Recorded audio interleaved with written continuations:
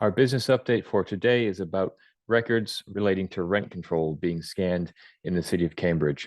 Now, our main focus is educating folks about how to create better rental housing. That's our legal mission.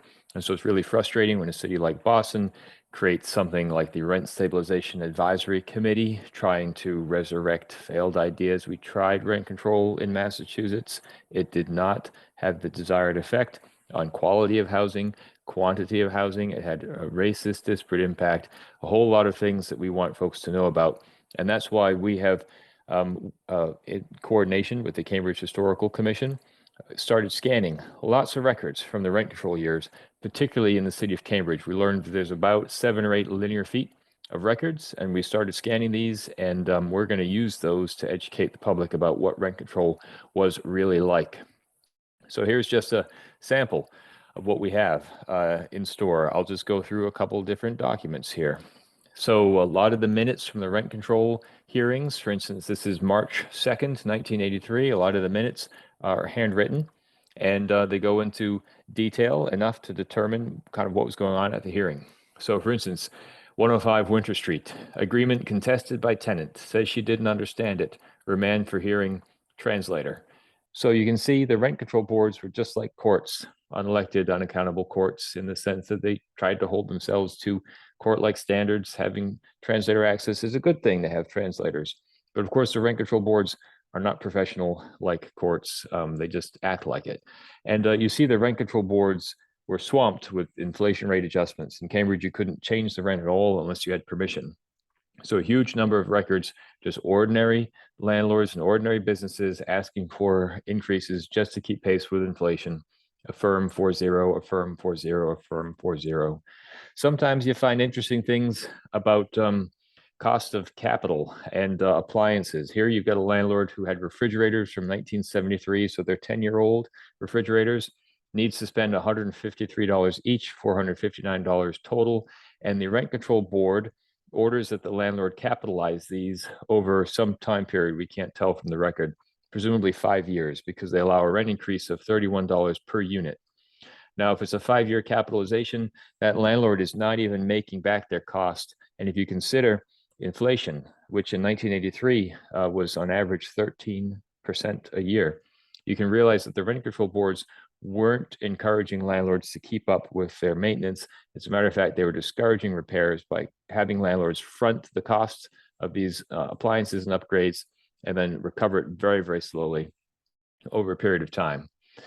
So that's not great. Now, if this is $31 per unit per month, then obviously it's much faster. But like I said, we don't know the capitalization time. So this is the basis of an inquiry, but it shows the kind of detail the rent control boards go into. I'd like to give a couple more examples here. You can see, for instance, occasionally we have agenda that are typed up, and we don't yet know all the coding. So we're working on that. These could be people who are running the hearings. It could be types of hearings. We're looking into that. Another example of the kind of thing you can see in the rent control records, you can see dispute about who actually paid for the cost of, for instance, this water heater, $1,255. They don't know, did the owner pay for this or did the rent control committee pay for this with a rent increase effectively? And was that below market rates or not? And so basically they say no rent increase approved until we can find out what the history is on this one specific water heater. Most people wouldn't think rent control boards had much to do with refrigerators and water heaters, which is why this work is really important. Another example of the kind of thing that we're seeing in the record, gross unprofessionalism. Here's a record of minutes of the rent control committee. Both parties miserable, vote to grant merely because I represent the landlord, but both sides should grow up. Can you imagine if a judge wrote that into their decision, how completely unprofessional they'd be viewed by all of their peers? Yet that's kind of what the rent control committee put into the records here on that decision. I've got just another example or two here. This is an example of just cause eviction showing up here. So you look at what's going on here, troubled by the situation where the first purchaser had a pre-existing tenant who's now gone and there's no documentation. So the rent control boards were very much interested in enforcing a provision of just cause eviction and controlling where people lived and who could live there. All right, so one more example here. Give the landlord 30 days to produce Lynn Anderson at a hearing. These are the official minutes, mind you.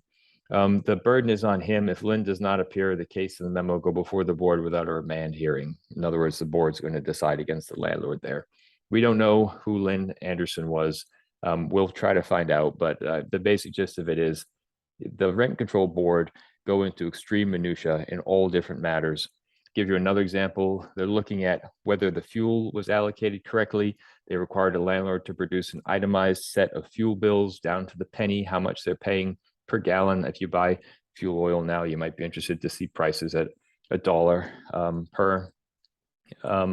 It just goes on and on, this discussion about fuel. These documents that we're looking at here have been just a couple out of 206 pages from just the beginning of 1983 in a set of dozens of years of rent control, decades, Cambridge, Boston, Brookline, and Somerville combined.